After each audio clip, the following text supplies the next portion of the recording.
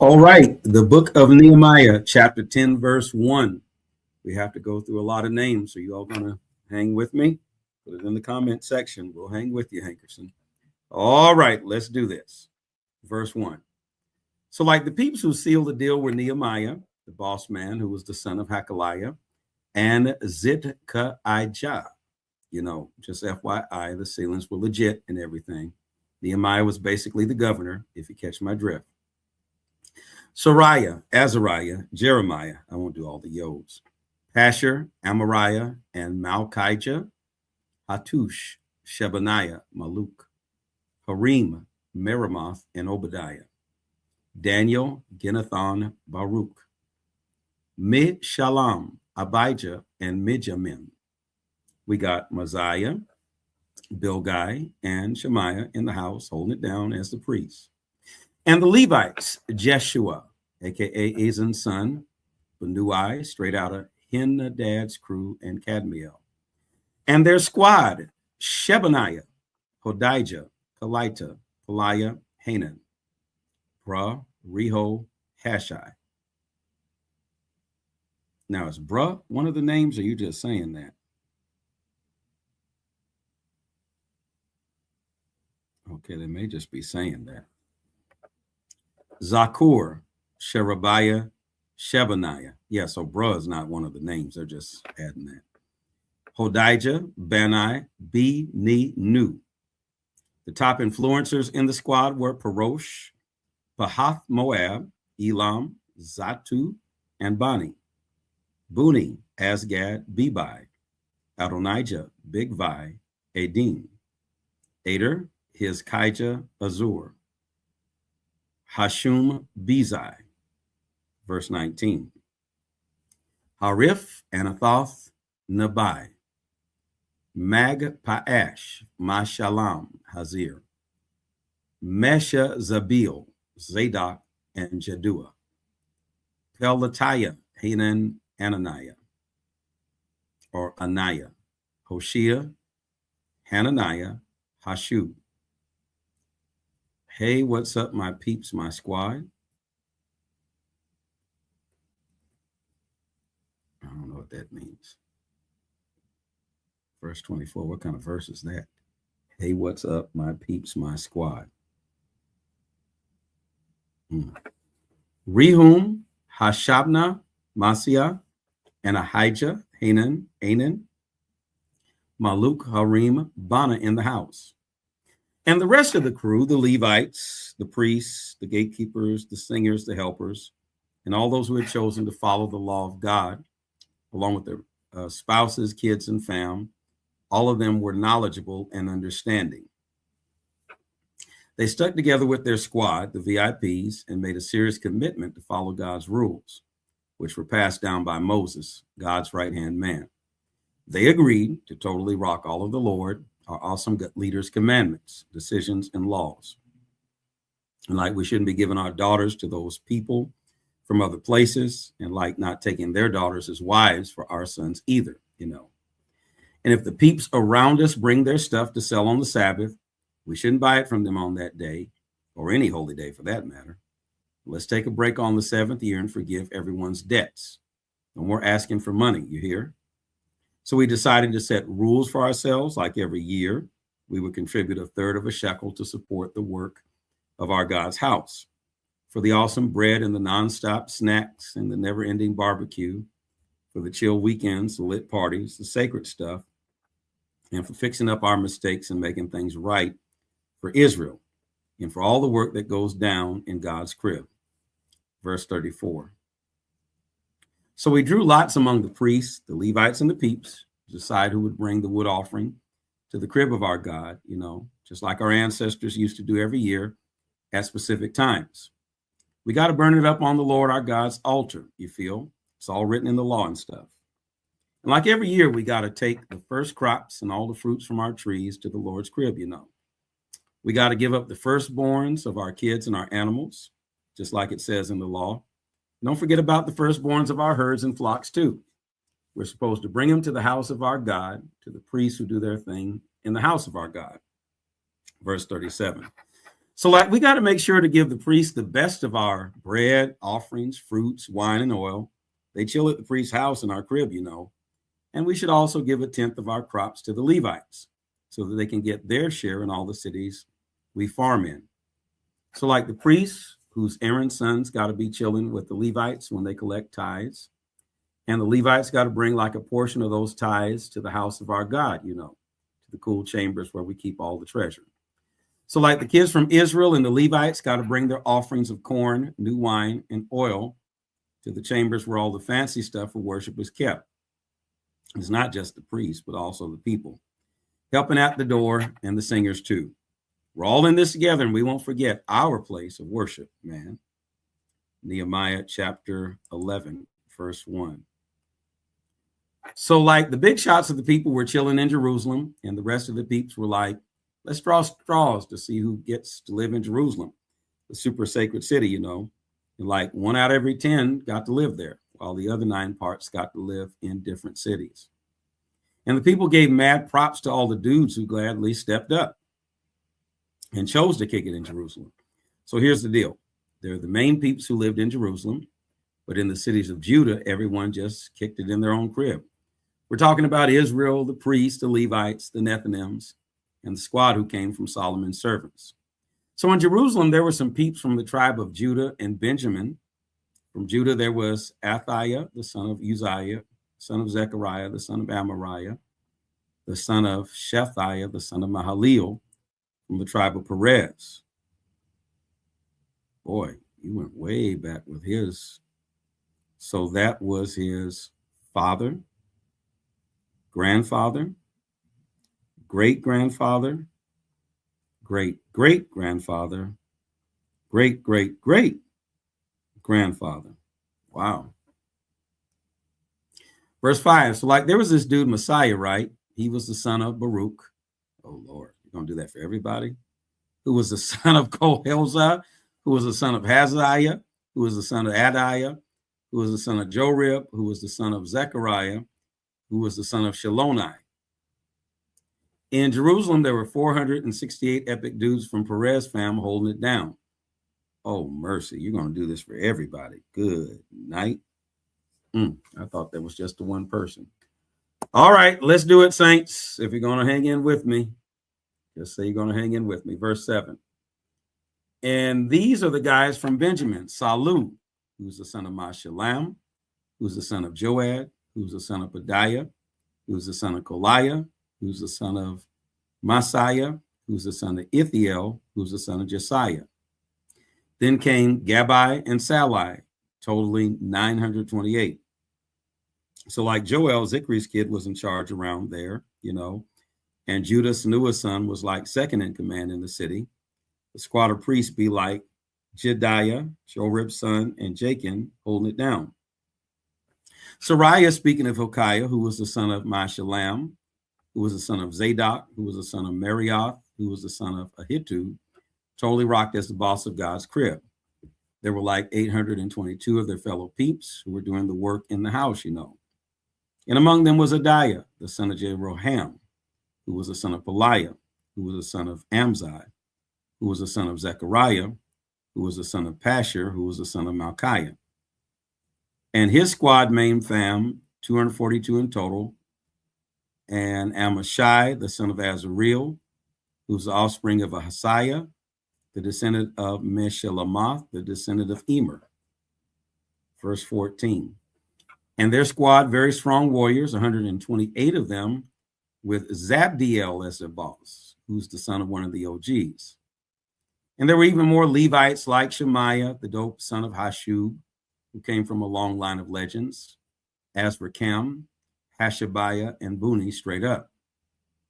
Shabbatha and Jozabad, the leaders of the Levites, were in charge of handling all the stuff that went down at God's crib. They were responsible for keeping things smooth on the outside. Verse 17. Mattaniah, son of Micah, grandson of Zabdi, great-grandson of Asaph, was the boss of leading the Thanksgiving prayer. Bakbukia came in second, and he was part of the crew. Abda, son of Shammua, grandson of Galal, and great-grandson of Jeduthun, was also part of the team. In the holy city, there were a total of 284 Levites, and there were a total of 172 cool dudes, who were the gatekeepers, Akub, Talmon, and their crew. They were responsible for holding it down at the gates. So like the rest of Israel, including the priests and the Levites, they all lived in different cities of Judah, each in their own land. But the peeps called Nethinims lived in Ophel and Zehah and Gispa, were the leaders of the Nethinims. Ophel was like a boss tower, you know. Uzi, the descendant of Bani, Hashabiah, Mattaniah, and Micah, was in charge of the Levites in Jerusalem. As for the singers, they were from Asaph clan and responsible for the affairs of the house of God. So, like the king made this rule that the singers should get their fair share every single day. It was like a sure thing. Pethahiah, the son of Mashi-Zabil from the crew of Zerah, you know, Judah's son, was the king's right-hand man for handling all the stuff that involved the people. And there were some from the tribe of Judah who lived in Kirjatharba and the surrounding villages, as well as in Dibon and its villages, and in Jakabziel and its villages, and at Jeshua, and at Malda, and at Beth Phelet, and at Hazur Shual, and at Beersheba, and in all the chill spots nearby, and in Ziklag, Makona, and the surrounding villages, and at En-Rimmon, and at Zeriah, and at Jarmuth. They lived in Zanoah, Adullam, and their little towns, in Lachish and its surrounding fields, in Azekah and its villages. They lived from Beersheba all the way to Hinnom Valley. The kids from Benjamin and Geba lived in Michmash, Ijah, Bethel, and their villages from there too. And in Anathoth, Nob, Ananiah, Hazar, Ramoth, Gatam, Bruh, we got Hadid. Now you all adding Bruh there, you're making me think that's a name. That's not one of the names. They're just adding that to make it go smoothly. But Bruh is not one of the names. So with the names in verse 34, you have Hadid, Zobium, and Nabalat on the list, Lod and Ono, the vibes of skilled peeps. Like there were those cool Levite squads in both Judah and Benjamin, you know. Nehemiah chapter 12. Make sure, saints, you're sharing this as well. Hit that share button. We're going to make it. We got some more names. Lord Jesus of life. My God. We're going to make it. We're going to make it. Woo, these names. All right, Nehemiah 12. We're going to make it, saints. All right, verse 1. So here's the lowdown on the priests and Levites who rode along with Zerubbabel, Shealtiel's son, and Jeshua, Sariah, Jeremiah, Ezra, you know the crew. Amariah, Maluk, Hattush, and Maluk. Shechaniah, also known as Shebaniah. Rehum, also known as Harim. And Merimoth, also known as Merioth. Edu, Genetho, Abijah, also known as Ginnethon. Mayamin, Maadiah, Bilgah, Shemaiah, and Jorib, Jediah, Salu, Amok, Hilkiah, Jedaiah. These were the top priests in their crew back in the days of Jeshua. Salu, also known as Salai. The Levites also included Jeshua, Benui, Kadmiel, Sherebiah, Judah, and Mattaniah, who was in charge of leading the grateful songs with his fellow Levites, and Bakbukiah, and Unai, their homies, were holding it down across from them in the watches. And Jeshua had a kid named Jehoiakim, who then had a kid named Elishab, and Elishab had a kid named Joiada. Joiada was the dad of Jonathan, and Jonathan was the dad of Jaddua. During Jocham's era, the priests in charge were as follows. Sariah's top priest was Moriah, and Jeremiah's top priest was Hananiah. Verse 13. Of Ezra is Meshullam's fam. Of Amariah is Jehohanan's squad. 14. Miliku was in the squad. Jonathan was holding it down. Shebaniah had Joseph by his side. They were quite the team. Harim had Anna. Merioth had Helkai. From Edo, there's Zechariah. And from Ginnethon, we've got Meshullam. Abijah's crew, Zikri, Maniam's squad, Moadiah, and don't forget about Piltai too. Representing Bilgah, we got Shamua, and repping Shemaiah is Jehonathan. And for Joreb, Mattaniah was chosen. For Jediah, it was Uzi. From Sali, we got Slay. From Kali, we got Killer. Killer? Now, how are you going to have the name Killer? Good night. From Mamuk, we got Asis, but Eber, he kept it OG. Hilkiah's squad, Hashabiah, Jediah's crew, Nathaniel. During Elishab, Jehoiada, Jehonan, and Jadua's time, the Levites were like the big bosses of their families. The priests were also included, all the way till Darius, the Persian, ruled. The Levi squad, led by OG dads, have their names dropped in the Chronicles all the way up until Johanan. Eliashib's kid took charge. And the top Levites were Hashabiah, Sherebiah, and Jeshua, son of Kadmiel. They worked alongside their fellow Levites to sing praises and to show gratitude, following the instructions from David, a man chosen by God. Each group had their own responsibilities and were stationed in specific areas. Mat, Bak, Obai, Mesh, Tally, Ak. They were on door duty guarding the gateways. These people lived during the time of Joachim, son of Jeshua, who was the son of Josadak. Nehemiah was the governor, and Ezra was the priest and scribe. Verse 27. And when they were celebrating the dedication of the wall in Jerusalem, they searched for the Levites from all over to bring them to Jerusalem. They wanted to make the dedication a joyful event with gratitude, singing, groovy tunes, using cymbals, cool stringed instruments, and awesome harps. Then all the cool singers got together from the chill countryside near Jerusalem in the rad villages of Netophatai, and even from the sick party in Gilgal and straight out of the chill fields of Geba and Asmapheth, because the dope singers came through and built their lit villages all around Jerusalem. So like the priests and the Levites totally cleansed themselves, they also cleansed the people, the gates, and the wall. Super clean vibes all around. So I gathered up the top influencers of Judah and assigned 2 major squads of them who were all about expressing gratitude. One group walked on the right side of the wall toward the dung gate, and then Hoshaniah came next, slaying it with his style, accompanied by half of the coolest leaders in Judah, Nazariah, Ezra, and Meshullam. Here we got Judah, Benjamin, Shemaiah, and Jeremiah in the house. Verse 35.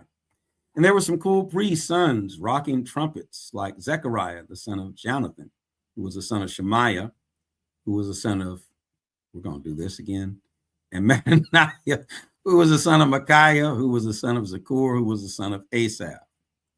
And his squad, Shimzi, Azi, Millie. You know what? You all are making these names up now. Wait a minute. Wait a minute.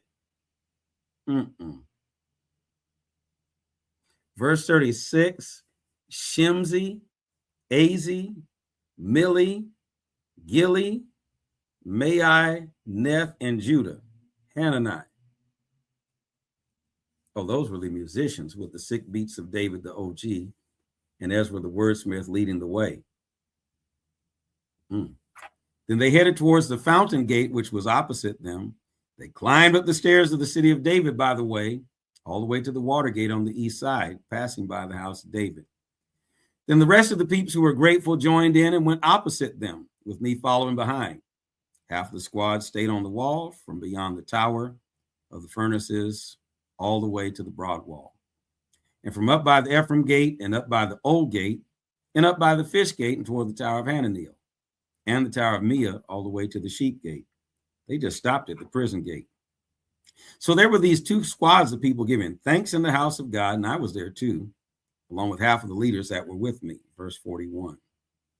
And the priests, Eliakim, Messiah, Menahem, Micaiah, Elionai, Zechariah, and Hanani were rocking the trumpets. Also there was Messiah, Shemaiah, Eleazar, Uzi, Jehohanan, Malchijah, Elam, and Ezer on the roster. These singers totally belted out with their main hype person, Jazrahiah, leading the charge. On that day, they threw down some epic sacrifices and partied hard. God totally blessed them with maximum joy, and the wives and the kids were all stoked too. It was like the whole city of Jerusalem was lit with joy, and everyone could hear the hype from miles away. And back in the day, they had some people in charge of the treasure chambers, the offerings, the first fruit, and the tithes. They collected a portion of the law for the priests and the Levites from the field of the cities. Judah was pretty stoked for the priests and Levites who were waiting on them. And like the singers and the porters, totally held it down for their God. And they were all about that purification, following the commandments of David and Solomon, his son. Back in the day when David and Asaph were running things, there were these super talented singers who led in the way in jamming out and major props and things to God.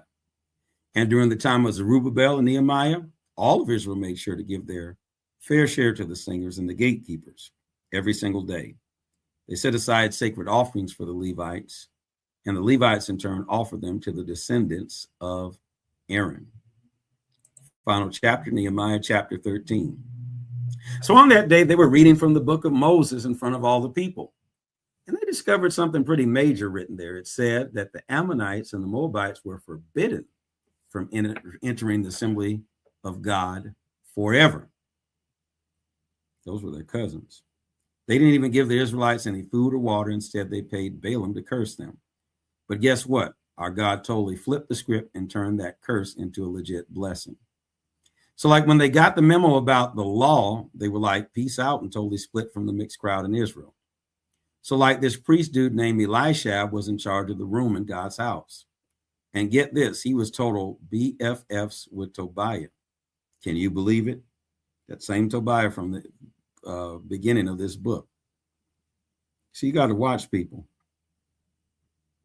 One of the priests is best friends with the enemy.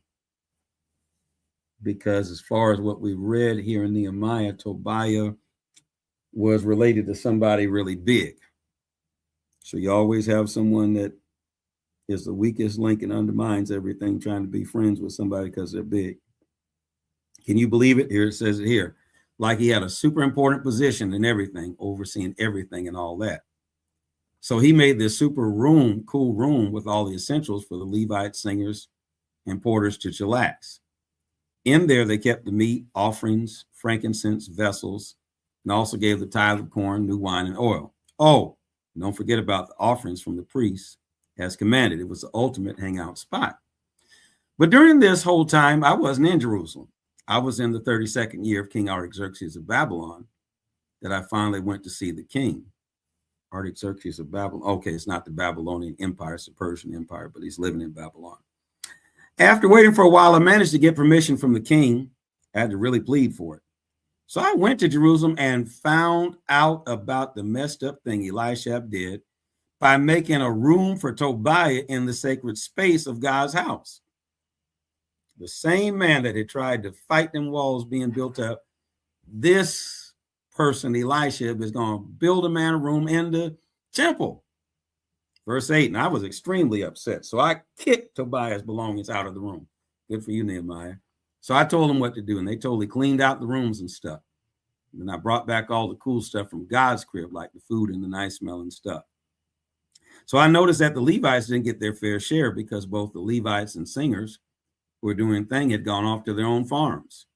So I confronted the big shots and was like, yo, why is the house of God straight up abandoned? And I got everyone together and made sure they were all in the proper spot.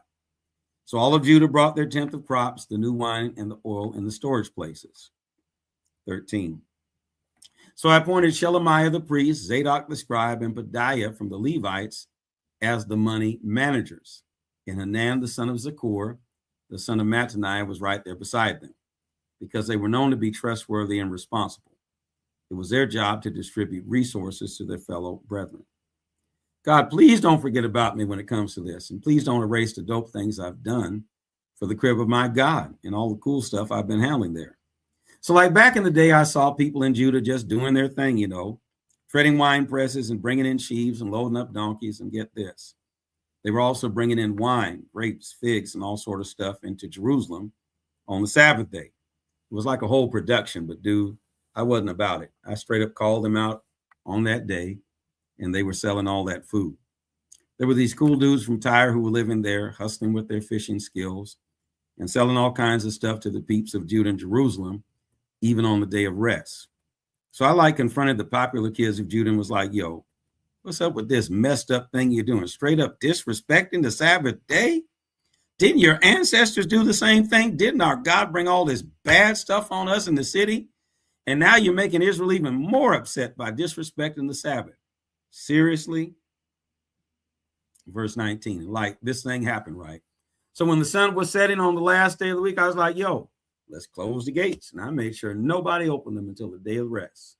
And I sent some of my peeps to guard the gates and make sure nobody brought in any heavy loads on the day of rest. So the traders and sellers of all kinds of merchandise stayed outside of Jerusalem for a night or two. So I basically called them out like, what are you doing camping near the wall? If you pull that move again, I'm going to have to get physical. Watch it now. You're supposed to be saved. Now that's the devil. Don't let the devil use you. After that, they didn't show up on the Sabbath day anymore. Now, wait a minute now. Don't let the devil use you. God has used you. Now, don't mess up. So I told the Levites to clean up and stand guard at the gates to make the Sabbath day holy. God, please remember me too and be merciful to me, just like you always are. So back in the day, I noticed some Jewish peeps were getting hitched with ladies from Ashdod, Ammon, and Moab. They were like fully committed to making a home with them, you know. And their kids started talking in this weird Ashdod language and couldn't even speak the same language as the Jews anymore. It was like they adopted the way of everyone around them was talking instead. It was all mixed up different languages from different people. So I had a serious talk with them and let out some strong words and gave a few people a little punch and pulled their hair. Now you backslidden now. You're not saved no more doing all that. You had a serious talk with them and you let out some strong words. Also, you cussed them out and punched the people and pulled their hair. Now you backslidden and made them promise to God saying you better not let your daughters marry their sons and let your sons marry their daughters, not even for yourself. So you're going to, because the people are wrong, backslide, trying to make them right. And now you're wrong. You're just as wrong as they are. Yo, did you hear about King Solomon of Israel? Like he made some mistakes and all. But out of all the kings of the nations, none were as cool as him. God totally loved him and made him the king of Israel. But man, even he got caught up with these foreign women and messed up. So like you're suggesting we actually listen to you and like commit the majorly messed up deed by marrying people from different backgrounds, which would totally disrespect our God? No way. One of Jehoiada's sons, who was the son of Elishab, the high priest, happened to be married to Sanballat, the Horonite. What is it with this Elisha man? He seems messy and he's trying to undermine everything that's going on here. So you're friends with Tobiah and related to Sanballat now? Yeah, you're two-faced. You're a two-faced Judas is what you are. So I had no choice but to send him away from me. Undermining. God, don't forget about those peeps who messed up the whole priesthood situation and broke the covenant with the Levites. Well, repent for yourself too for cussing and hitting folks. So like I made sure to get rid of all the outsiders and set up the responsibilities for the priests and Levites based on what they were supposed to do. And don't forget to bring some firewood and some dope offerings. Also make sure to give thanks for the first fruits. God, keep me in mind and bless me, fam.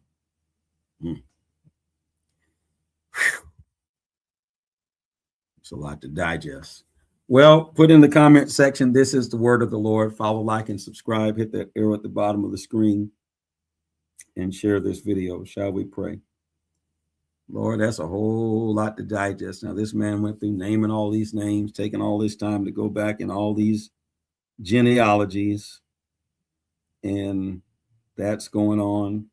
There's the undermining by Elisha, befriending and joining the families of Tobiah and Sanballat, the same people that tried to destroy this work.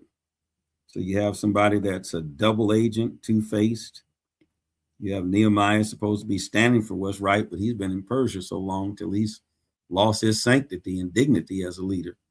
cussing people out and hitting people and talking about threatening. I'm going to have to get violent. God, these are examples for what we're not to do. So your word doesn't just teach us what to do. It teaches us what not to do. So in spite of any stress anybody may be under, I pray right now, Father, that you do not allow any of us to act like that, to act unseemly as saints, not let our good be evilly spoken of. We thank you for divine wisdom today. In Jesus' name, thank God. Amen. God bless you, saints. Make sure that you share this webcast with someone and let them know about the reading through the Bible. Make sure that you join us every day and encourage other people to do it. And also, if you have not already done so, as I've been asking you to do every day, make sure that you join in by going to the website, bishopelijahhankerson.com, which is right here on the screen. And when you go to bishopelijahhankerson.com, go down to the bottom. And when you go to the bottom, you'll see where it says stay up to date to receive many ministry updates. Fill out the form below. Make sure that you join our mailing list by putting in your name, putting in your email address, your phone number, the state you're from. And also in the message portion, I do send out personalized, prayed over birthday cards to pastors across the country and even around the world, different continents. I pray over these birthday cards, praying that God would bless the servant of the Lord. So we do ask that you would, in the message section, put in there the name of your pastor, the name of your church, the address of your church, and your pastor's birthday, whatever part of the year that is. And you do that, we'll make sure that your pastor receives a personalized birthday card. So once you get off the air or get off this webcast and it ends, make sure you do that today, and we'll surely appreciate it. May God bless you richly is my prayer. God bless.